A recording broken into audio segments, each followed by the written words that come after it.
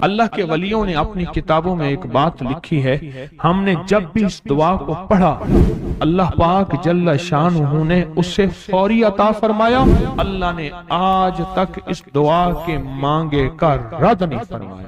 ایک واقعہ ہے حضرت علی کرم اللہ وجہہ کا۔ حضرت علی ایک سفر میں، تجارت کے سفر میں تشریف لے گئے، سفر تجارت میں آپ تشریف لے گئے۔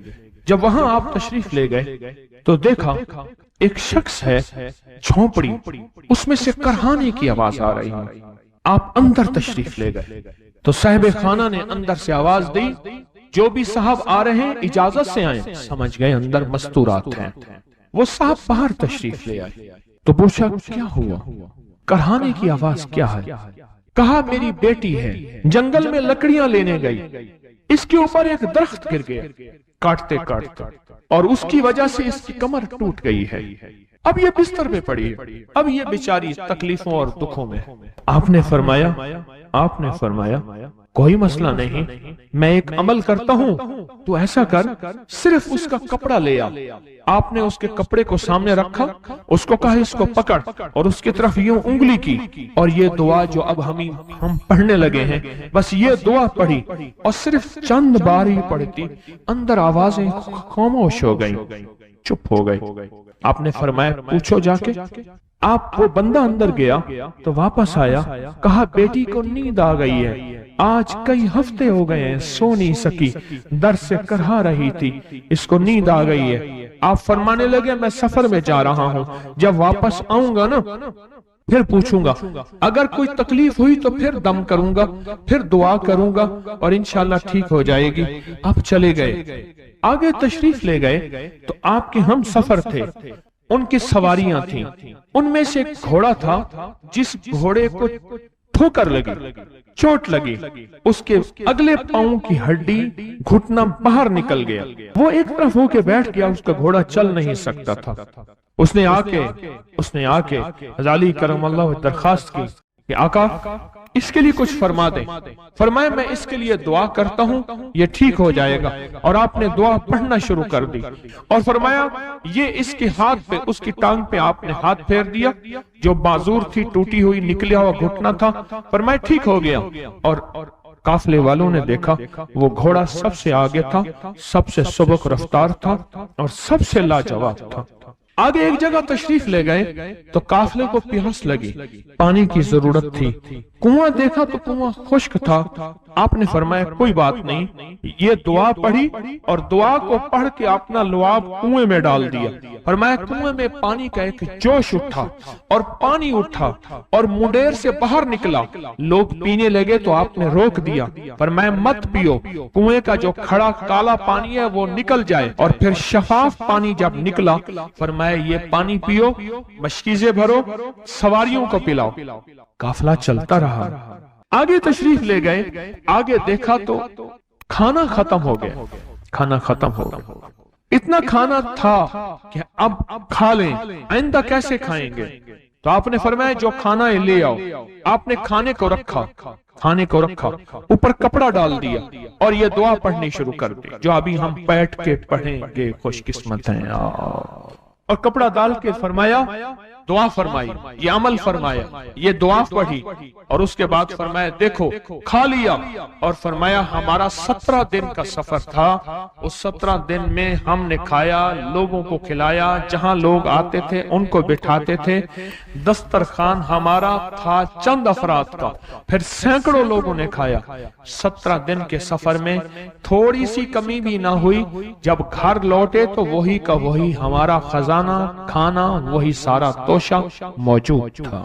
آگے تشریف لے گئے تو ایک تجارت میں ایک دیکھا تو ایک بندہ ہے ٹھیکریوں پہ ٹھیکریاں مار رہا ہے، آپ اس کی طرف تشریف لے گئے، آپ نے اس کو جا کے دیکھا، لگتا ہے کہ تو پرانا جواری ہے۔ اس نے کہا جوا کھیلتا تھا، سب کچھ ہار بیٹھا ہوں، ہر چیز زندگی ختم ہو گئی ہے۔ آپ نے فرمایا اچھا ایسا کر، ऐसा कर, तौबा की नियत कर ले, अल्लाह से तौबा कर ले, और फिर मैं तेरे लिए दुआ भी करता हूँ, अमल भी करता हूँ। तो ऐसा कर, पत्थर पे पत्थर मार, तेरा हर पत्थर सोने का बनता जाएगा। आप बैठ गए, उसने वैसे ही पत्थर पे पत्थर मारा, और जैसे बेचारा बेबसी की हालत में पहले मार रहा था, आपने दुआ करनी शुरू कर दी, ये दुआ पढ़नी शुरू कर दी, और दुआ पढ़ते पढ़ते देखा तो लोगों ने पत्थरों की शक्लें बदलना शुरू हो गई, और जो पत्थर भी उसके हाथ में आया था वो सारे पत्थर सोने के बन गए। आपने सारा सोना उसको दिया, चल पड़े। सफर में आगे जाते जाते देखा कि एक शख्स है, उसके साथ एक बच्चा है, एक बूढ़ी औरत है, एक बूढ़ा गधा है, और वो सारे पैदल चल रहे हैं, गधे को सवारी को साथ लिए हुए। तो आपने पूछा क्या हुआ? उन्होंने कहा एक सांप है जो इस गधे के पे मुसल्लत है, वो सामने बैठा है, वो नीचे नहीं उतर रहा। हमने मारने की कोशिश की है, उसकी फुंकार से असा जल जाता है, और जला हुआ असा दिखाया, डंडा जला हुआ दिखाया कि एक फुंकार से डंडा जल जाता है। वो मुसल्लत है गधे पे, हम पैदल चल रहे हैं, मंजिल पे है, सांप मुसल्लत है, इसका कोई हल नहीं। आपने फरमाया इस गधे को इस झाड़ी से, इस दरख्त से बांध दो, और बांध के आप किबला रुख हुए और ये दुआ पढ़नी शुरू कर दी, और फरमाया फिर दूसरे रुख हुए और ये दुआ पढ़नी शुरू कर दी, और तीसरे रुख हुए, और दुआ पढ़ने के बाद आपने उस सांप पे फूंक मारा, सांप चींटी बन के छलांग लगाई और गायब हो गया। तो उन्होंने पूछा आका ये क्या था? फरमाया ये तुम्हारे ऊपर एक दुश्मन जिन मुसल्लत था जो के तुम्हारी जानों और इज्जतों का लुटेरा था। आखिरकार आपके गुलाम ने आपसे पूछा आका अगर आप ये दुआ हमें सिखा दें, चश्मे फैज से गरेक इशारा हो जाए, चश्मे फैज से गरेक इशारा हो जाए, लुत्फ हो आपका और काम हमारा हो जाए। आए बिस्मिल्लाह करके इस दुआ को पहले सुनते हैं। या वहाब हबली मिन नेमत दुनिया वल आखिरा इन्नका अंतल वहाब। अल्लाह के वलियों ने अपनी किताबों में एक बात लिखी है, हमने जब भी इस दुआ को पढ़ा अल्लाह पाक जल्ला शानुहु ने उससे फौरी अता फरमाया, वरना उसकी निस्बत अता फरमाई, और वरना चंद लम्हों में अता फरमाया, वरना चंद दिनों में।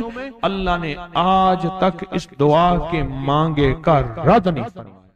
रेस की वसअत के लिए जो मैं बताता हूं कि बंदा है 129 दिन और 129 दफा सूरत कौसर पढ़ और फिर आंखों से रब की ताकत के जलवे देख। 129 दिन और 129 बार। आप बताएं जो ये पढ़ते हैं 129 बार सूरत कौसर कितना वक्त लगता है? सही बताएं, अगर नहीं पढ़ते ना बताना। 10 मिनट की आवाज भी है, 7-8 मिनट की आवाज भी है, 15 मिनट की आवाज भी है। हम 15 मिनट ले लेते हैं, 15 मिनट ले लेते। क्या रोजाना के 15 मिनट हमारे लिए मुश्किल है? 129 बार सूरत कौसर, और अगर जगह और वक्त एक हो तो फिर उसकी ताकत और तासीर हैरत अंगेज तौर पे दुगनी हो जाती है। जमान और मकान वही वक्त वही जगह। मजबूरन अगर नहीं है तो कोई हर्ज नहीं, पर यकीन दिल की गहराइयों, अंदर का दर्द और पूरे खुशू खुजू दिहान तलब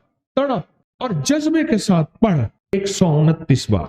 असल में ये 129 का जो अदद है ना, लफ्ज़ लतीफ का अदद है। या लतीफ हो ना, लतीफ 129 बार और 129 दिन। फिर कुदरत के खजाने और रब की रहमत के खजाने, उसकी अता और शफकत के खजाने, उसकी मेहरबानी के खजाने। एक और चीज बताऊं, दीदार मुस्तफ़ा के लिए, कमली वाले के दीदार के लिए सूरत कौसर बहुत बाकमाल है। अब इसके फायदे सुनते जाएं, 129 दफा के फायदे जरा सुनते जाएं, क्योंकि मेरे आका की तसल्लियों के लिए, दिलजोइयों के लिए ये आयत, ये सूरत उतरी थी। कुरान की सबसे छोटी सूरत है। दिलजोइयों के लिए ताने दे दे के जालिमों ने मेरे आका के सीने को छलनी किया, और अल्लाह पाक जल्ला शानहू ने फरमाया मेरे हबीब क्यों गमज़दा है, हमने आपको कौसर दे दी।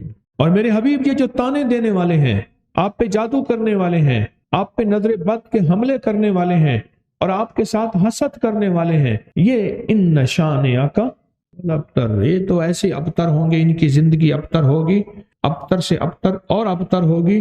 کہ بس زمانہ دیکھے گا وہ شماتت الاعداء، اور ان کے دشمن ان پہ ہنسیں گے، ایسے ابتر ہوں گے۔ 129 بار سورۃ کوثر دیدار مصطفیٰ کے لیے، 129 بار سورۃ کوثر جادو کے آخری توڑ کے لیے، 129 بار سورۃ کوثر جادو کو خود پلٹانے کے لیے، پلٹ جاتا ہے۔ 129 بار سورۃ کوثر آفات اور بلیات کو دور کرنے کے لیے، 129 بار سورۃ کوثر انزائٹی، ٹینشن، ڈپریشن اور اسٹریس کے لیے، اور 129 بار سورۃ کوثر پرسکون نیند کے لیے، 129 بار سورۃ کوثر پرسکون زندگی کے لیے، اور 129 بار سورۃ کوثر پھر دنیا حسنہ کے لیے۔ وہ طاقتور چیز ہے جو 7 نسلوں کو کھلاتی بھی ہے، پلاتی بھی ہے، سکون کی نیند سلاتی بھی ہے، اچھا لباس پہناتی بھی ہے، عزتوں کے تاج سر پہ رکھواتی بھی ہے۔ نوری لقمہ اپنی زندگی کی ضرورت بنا لے، پھر کیا ہوگا؟ سورۃ فاتحہ کی آیات 7 ہیں۔ اللہ 7 آسمان اور 7 زمین کی جتنی بھی برکات ہیں، برکات من السماوات والارض، اللہ 7 آسمان اور 7 زمین کی ساری برکات اس کو عطا کر دے گا، اور لوگوں کو پتہ ہی نہیں ہوگا کہ یہ بندہ کتنا مالدار ہے، روحانیت کی طاقت اور روحانیت میں کتنا آگے ہے، کوئی پہچان بھی نہیں سکے گا کہ روحانیت میں یہ بندہ کتنا آگے ہے اور کتنا آگے سے آگے بڑھ گیا ہے، کسی کو علم بھی نہیں ہوگا۔ نوری لقمہ اپنی زندگی کی مجبوری بنا لے، اور نوری لقمہ اپنی زندگی کی ضرورت بنا لے، پھر دیکھیں کمالات۔ کیوں؟ فرمائے جو سارے قرآن میں ہے، جو سارے قرآن میں ہے، جو سارے قرآن میں ہے، آنکھیں کھل جائیں۔ یہ سورۃ فاتحہ نماز کھانے کے دوران پڑھنے والا یہ اہل نظر میں ہے، اس کی نظر وسیع ہو جاتی ہے، یہ اہل کشف ہوتے ہیں، ان کی دل کی آنکھیں کھل جاتی ہیں، یہ فرشتوں کو دیکھتے ہیں، یہ انسانوں کے دلوں میں جھانک لیتے ہیں، یہ کائنات کے راز پڑھ لیتے ہیں، کائنات کے راز پڑھ لیتے ہیں۔ کہ اللہ پاک ان کے سامنے جنات آنکھوں سے دکھاتا ہے، حتیٰ کہ یہاں تک کہ اللہ قبر کے راز بھی ان کے اوپر کھول دیتے ہیں۔ نوری لقمے کا اثر یہ ہے، دل کی آنکھیں کھل جاتی ہیں، دل کی آنکھیں کھل جاتی ہیں، دل کی آنکھیں کھل جاتی ہیں۔ یہ نور لقمے کی تاثیر ہے۔ چہرے کی آنکھیں تو سب کے پاس ہیں، دل کی آنکھیں سب کے پاس نہیں، دل کی آنکھیں سب کے پاس نہیں، چہرے کی آنکھیں سب کے پاس ہیں، دل کی آنکھیں سب کے پاس نہیں۔ نوری لقمے کی یہ تاثیر ہے کہ دل کی آنکھیں کھل جاتی ہیں، اور دل کی دنیا آباد، اور دل کی دنیا شاد، اور دل کا وہ بندہ بامراد بن جاتا ہے جو نوری لقمے اپنی زندگی میں شامل کرتا ہے۔ اور نوری لقمے سورۃ فاتحہ، اور کتنی بار؟ اچھا، یہ سورۃ فاتحہ بیماریوں کا علاج۔ صحابہ کرام فرماتے ہم جا رہے تھے، کوئی ایک سردار تھا، اس کو بچھو نے کاٹ لیا اور اس کو چیخ رہا تھا بیچارہ، فرمایا سانپ کا کاٹا سوئے، بچھو کا کاٹا روئے۔ میرے پاس ایک سانپ کا کاٹا آیا تھا، غنودگی میں تھا، وہ بہت غنودگی میں سے سوتا تھا، اور میں نے کہا اس کو سونے نہ دے، خیال نہ کیا انہوں نے، ادھر سے ہٹا تو بندہ ختم ہو گیا، سانپ کا کاٹا تھا۔ ہمارے ایک والد صاحب رحمۃ اللہ علیہ کے تھے، ملک عبد الرحمن ڈوڈی، وہ لائے تھے، تو کہنے لگے اس بچھو کے کاٹے کا علاج، صحابہ کرام نے 7 بار سورۃ فاتحہ پڑھ کے اس پہ دم کر اور وہ ٹھیک ہو گیا۔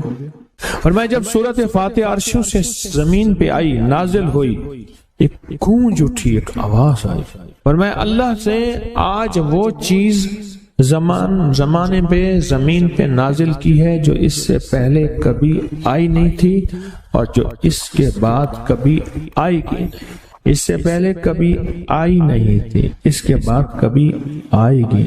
اور جب سورۃ فاتحہ نازل ہوئی، شیطان رویا، پیٹا، اپنا سر پہ راکھ ڈالی اور اتنا شور کیا کہ کاش کہ یہ سورۃ فاتحہ آئی ہے، اور اگر آئی ہے تو واپس چلی جائے، اگر واپس نہیں گئی تو کسی کی زبان پہ نہ جائے، یعنی کوئی اس کو پڑھ نہ سکے، اگر پڑھے تو اس کا یقین نہ ملے۔ یقین سے پڑھنے والے کی دنیا بھی، آخرت بھی، رزق بھی، عزت بھی، صحت بھی، تونگری بھی، بادشاہت بھی، خوشیاں خوشحالیاں بھی یقین سے پڑھنے والے کو ملتی ہیں۔ اور اس لیے آج بھی شیطان سورۃ فاتحہ سے لرزتا ہے کہ سورۃ فاتحہ پڑھنے سے جنات اور شیاطین ایسے دور ہوتے ہیں، ایسے کہ میلوں دور چلے جاتے ہیں اور اس بندے سے خوف زدہ ہوتے ہیں جو سورۃ فاتحہ پڑھتا ہے۔ کھانے کے دوران اس کی حکمت کیا ہے؟ انسان کھانے کے دوران مشغول ہوتا ہے، کھانے کی لذتوں میں کھویا ہوا ہوتا ہے، اور اگر بھوک بہت زیادہ ہو بھوک بہت زیادہ ہو تو پھر تو ہوش نہیں ہوتا، پھر ہوش ہی نہیں ہوتا اگر بھوک بہت زیادہ ہو۔ اب اسی دوران جس طرح سنے غور سے، بڑی میں عجیب بات بتا رہا ہوں، حضرت امام جعفر صادق سلام اللہ رضوان اللہ تعالی علیہ مجمعین اللہ کے ولی تھے، ولایت کے تاجدار تھے، سرداروں کے سردار تھے، اولیاء کے سردار تھے۔ میں بازار میں جاتے تھے، جا کے پھر واپس آ جاتے تھے، پھر جاتے کچھ نہیں خریدتے تھے۔ کسی نے پوچھا اب کیوں جاتے ہیں؟ فرمایا 2 وعدے لینے، کیا میں جا کے بازار میں ہر بندے کو سلام کرتا ہوں، وہ سلام کا جواب دیتے ہیں، اور کیا پتا کسی کے سلام کا جواب ایسا ہو جو اللہ کے ہاں مقبول بھی ہو، محبوب بھی ہو۔ اور پھر فرمایا بازار میں جاتا ہوں اور جا کے بازار میں جاتا ہوں اور جا کے بازار کی دعا پڑھتا ہوں۔ فرمایا جو چوتھا کلمہ گھر میں پڑھے گا اس کو 10 نیکیاں ملیں گی، اور جو بازار میں پڑھے گا کتنے نیکیاں ملیں گی؟ 10 لاکھ نیکیاں ملیں گی۔ فرمایا میں 10 لاکھ نیکیاں کمانے کے لیے جاتا ہوں۔ آل رسول کی محبتیں، عبادتوں کا حرص دیکھیں، ہمیں مال کا حرص، انہیں اعمال کا حرص۔ وہی دعا، وہی چوتھا کلمہ گھر میں پڑھیں، 10 نیکی ہیں، بازار میں پڑھیں کیونکہ وہ ہر بندہ مشغول ہے، دنیا میں، مال میں، چیزوں میں، بھاؤ تاؤ میں لگا ہوا ہے، وہی بازار میں پڑھیں تو 10 لاکھ نیکیاں۔ اسی طرح کھانے کے دوران جب لذت ہے، کھانے کے دوران ذائقہ ہے، اور کھانے کے دوران لذت اور ذائقے میں اگر کوئی بندہ سورۃ فاتحہ پڑھ لے تو اللہ کہتا ہے تو ان لذتوں میں مجھے نہ بھولا، ان کھانے کی چیزوں میں مجھے نہ بھولا، ان ساری کیفیتوں میں مجھے نہ بھولا۔ اللہ خوش ہوتا ہے، اور پھر اللہ جل شانہ اسے 7 آسمان اور 7 زمین کی برکتیں حوالے کر دیتا ہے، اور جس کے پاس 7 آسمان 7 زمین کی برکتیں ہوں، یہ ساری عبادتیں کھانے کے دوران کوئی معنی نہیں رکھتی، پھر ایسی سمیٹ کے اللہ کائنات کو اسے دے دیتا ہے۔ نوری لقمے کی تلاش کریں، نوری لقمہ زندگی میں لے آئیں، بڑی خوشحال زندگی گزرے گی، بہت لاجواب زندگی گزرے گی۔ 7 دفعہ سورۃ فاتحہ سے قرضے اتر جاتے ہیں، 7 دفعہ سورۃ فاتحہ سے بیٹے مل جاتے ہیں، 7 دفعہ سورۃ فاتحہ سے نعمتیں، اور 7 دفعہ سورۃ فاتحہ وہ طاقتور چیز ہے جو 7 نسلوں کو کھلاتی بھی ہے، پلاتی بھی ہے، سکون کی نیند سلاتی بھی ہے، اچھا لباس پہناتی بھی ہے، عزتوں کے تاج سر پہ رکھواتی بھی۔ کہیں انشاءاللہ۔ اب سوچیں کون سا مشکل عمل، بہت زبردست عمل ہے، 1 منٹ کا کام ہے اور کام بن جاتا ہے۔ اور میں نے اس کی اجازت جتنی مشکل سے لی تھی نا، اس عمل بہت مشکل سے اجازت، اور جس دن لی تھی اسی دن فیصلہ کیا تھا انشاءاللہ اسے چھپاؤں گا نہیں، انسانیت مخلوق کو بتاؤں گا۔ اور یہ 7 دفعہ سورۃ فاتحہ جو دل کا مریض ہو مجھ جیسا، اس کا بھی علاج ہے، جسمانی ہو یا روحانی۔ میں نے پچھلی دفعہ کہا نا کہ میں دل کا سخت مریض ہوں اور آج بھی ہوں، دعا کرو موت تک نہ رہوں، اور میں دل کا سخت روحانی مریض ہوں، جسمانی نہیں ہوں۔ میری پچھلی دفعہ کی وجہ سے پوری دنیا میں کوہرام مچا ہوا ہے کہ بابا گیا، جانا تو ہے، جانا تو لازم ہے۔ پچھلی دفعہ میں نے وہ کہہ دیا کہ میں دل کا سخت مریض ہوں، میرے لیے دعا کرو، وہ یہ مریض ہوں، روحانی مریض ہوں، روحانی مریض ہوں۔ تو یہ بیماری جو دل کی بیماری ہے نا، اس کا بھی علاج ہے، روحانی ہے یا جسمانی؟ جیسے میں دل کی روحانی بیماریوں کے بارے میں نے آپ کو کہا، میں سخت مریض ہوں دل کا، اللہ کرے اس کا مرض کا علاج ہو جائے، تو کھانا کھاتے ہوئے میرے دل کے لیے بھی آپ دعا کریں گے کہ اللہ بھی میرے دل کو ٹھیک کر دے، اللہ بھی ٹھیک کر دے۔ آپ مجھے بزرگ سمجھتے رہے ہیں اور اندر سے کام کھوکھلا ہو، یہ دل کی روحانی بیماریوں کا بھی علاج ہے، اور یہ جسم کی اور دل کی جسمانی بیماریوں کا بھی علاج ہے، یہ صحت مندی کا راز ہے۔ سورۃ فاتحہ ہے بابا، سورۃ فاتحہ، سورۃ فاتحہ۔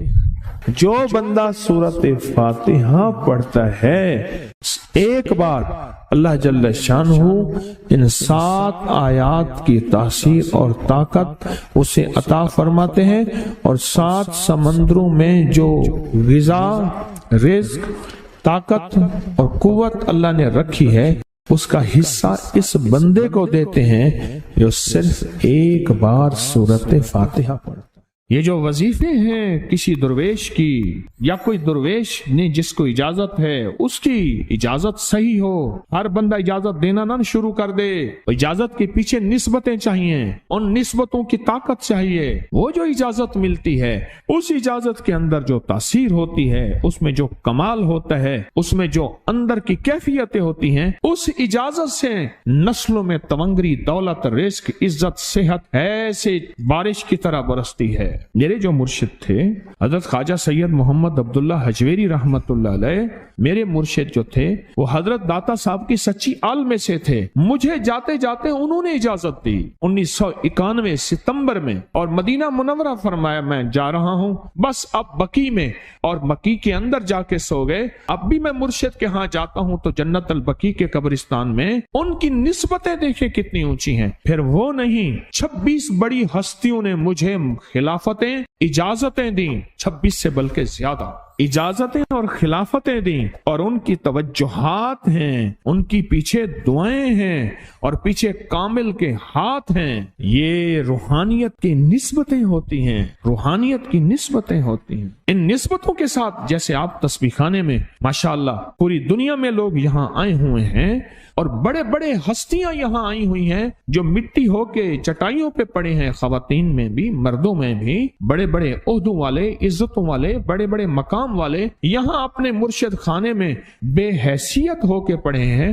جو بے حیثیت ہو کے آتا ہے اللہ اس کو عزت اور مقام اور حیثیت دے۔ کہنے لگا میں نے نا حمزات کو قابو کرنے کے لیے میں نے ایک عمل کیا۔ عمل یہ تھا کہ ایک بڑا سا تھال لے لیں، جیسے یہ گارے اور مٹی میں تھال ہوتے ہیں، اس کا چراغ بنا لیں، اس میں 10 کلو تیل ڈالیں اور بڑی ساری بتی ہو، ٹھیک، اس کی بتی جلائیں۔ 10 کلو تیل جلنا ہے، یہ سارا کتنا تیل جلنا ہے، اس کی بتی میں، اس کی لو میں دیکھنا ہے، اور پھر بیٹھنا اس انداز سے ہے کہ میرا سایہ ہو، اور پھر میں اپنے سائے کو بھی دیکھوں، لو کو بھی دیکھوں، اور اس کے بعد یہ وظیفہ پڑھنا ہے۔ 40 دن میں یہ 10 کلو تیل جل جاتا ہے، دن رات بیٹھنا ہے اور اس کو پڑھنا ہے۔ 30 دن جب گزرے تھے، 30 دن گزرنے کے بعد اس کو نقشے نظر آنا شروع ہوئے۔ نقشے یہ نظر آنا شروع ہوئے کہ گھر ہے، بچے ہیں، کھیل رہے ہیں، اماں بیٹھی ہے، آپس میں بچے کو لڑ بھی رہے ہیں، کھا بھی رہے ہیں، پی بھی رہے ہیں۔ اس نے ادھر سے توجہ ہٹائی۔ مرشد نے فرمایا تھا کہ دیکھ میری نگرانی میں عمل کر رہا، نقشے نظر آئیں گے، کسی نقشے میں نہ توجہ کرنا نہ خوف کرنا، خوف بھی آئے گا، چیزیں بھی آئیں گے، نہ کرنا، بس نہ کرنا۔ دوسرے دن اوپے سے نظر آیا، پھر بچے ہیں کسی باغ میں کھیل رہے ہیں، ایک بچہ پھر گم ہو جاتا ہے، ماں روتی ہے، اتنا روتی ہے اس کو رونا آ جاتا ہے۔ پھر خیال آیا مرشد نے فرمایا تھا کسی توجہ نہ کر، یہ کیا نقشہ شروع ہو گیا۔ اچھا پھر 2 دن کے بعد نقشہ آیا، بچے کھیلتے کھیلتے کھجور پہ چڑھ گئے، ایک بچہ جو اوپر سے گرا اس کے بازو ٹوٹ گئی، لات ٹوٹ گئی، اب پتہ چلا وہ تو مر گیا۔ اب اس کی میت پہ جو اماں نے بین ڈالے، جو ابے نے روئے اور گھر کی مائیاں روئیں، اصل اس کو وظیفے سے ہٹانا تھا، اور اس کی نظر جو وہ وہاں سے نظر سے ہٹانا تھا۔ پھر اس کو مرشد کا خیال آیا کہ توجہ نہیں ہٹانی، دھیان نہیں ہٹانا۔ پھر خیال آیا جب مرشد کامل ہو فائدہ کبھی نہیں ہوگا جب تک یقین کامل نہ، اصل توجہ ہٹانی ہے۔ اور بہت زیادہ رونا اور اتنا رونا کہ سرکار کا خیال آیا، بچے کو لے جا رہے ہیں، اس کی میت پھر قبر کھود رہے ہیں، پھر اس کا یہ کر رہے ہیں، رونا اتنا کہ اس کے آنسوں، رونے کی کوئی کیفیت تھی مائیوں کی۔ 2 دن ابھی رہتے تھے 40 دن میں سے، تو پھر وہی گھر نظر آیا، بچے کھیل رہے ہیں، شوہر آیا، اس نے آ کے کہا مجھے روٹی دو۔ उसने कहा घर में तो कुछ भी नहीं है, लकड़ियां ही नहीं है, आपने कुछ दिया ही नहीं। मियाँ बीवी की लड़ाई हो गई। उसने कहा फिर ठीक है, मैं आज सबको जला दे। उसने कहा लकड़ियां ले आया, इधर उधर से लकड़ियां ला के ना से उसने वो लकड़ियां जलाई, बच्चों को उठा के जो डाला आग में, जो चीखें निकली बच्चों, दूसरे को पकड़ के डाला, तीसरे को डाला, चौथे को डाला, आग में डालता जा रहा है। माई चीख रही है, कोहराम है, जिंदा बच्चों छोटे मासूमों को आग में डाल रहा है। डालते डालते कहने लगे तू बच गई है भाई, आ फिर पकड़ के मैं तुझे डालता हूँ। जब उसके डाल के कहने लगा अब इस आमिल को तू बच गया है, ऐसे इसको हाथ ऐसे ऐसे पकड़ने लगा और पीछे मुर्शिद का खींच के थप्पड़ उसको आया। जब खींच के थप्पड़ आया सारा नक्शा खत्म हो गया। ओहो, कहने लगा ये क्या था।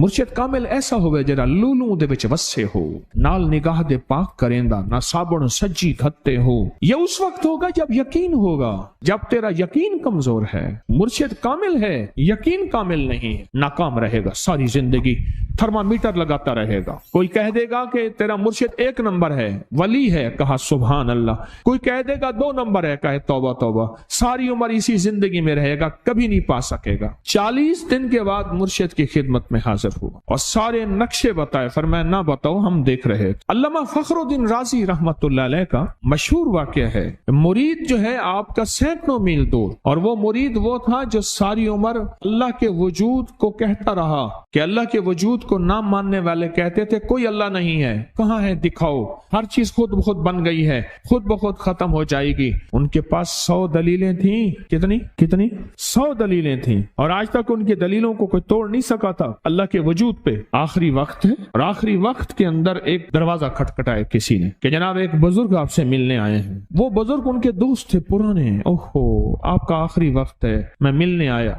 और वो बुजुर्ग नहीं था, वो शैतान की शक्ल बन के आया था। उसने आते ही वो मसला छेड़ दिया। आज तक उसकी दलीलें कोई नहीं तोड़ सका था, ये उसकी दलील तोड़ गया। पहली दलील टूट गई। उसने दूसरी दी अल्लाह है, इसने 2 दलील भी तोड़ दी कि अल्लाह नहीं है। इसने तीसरी दी अल्लाह है, उसने वो अपने इल्म की ताकत वो दलील भी तोड़ दी। चौथी 99 दलीलें तोड़ी, अभी 1 दलील बाकी रहती है।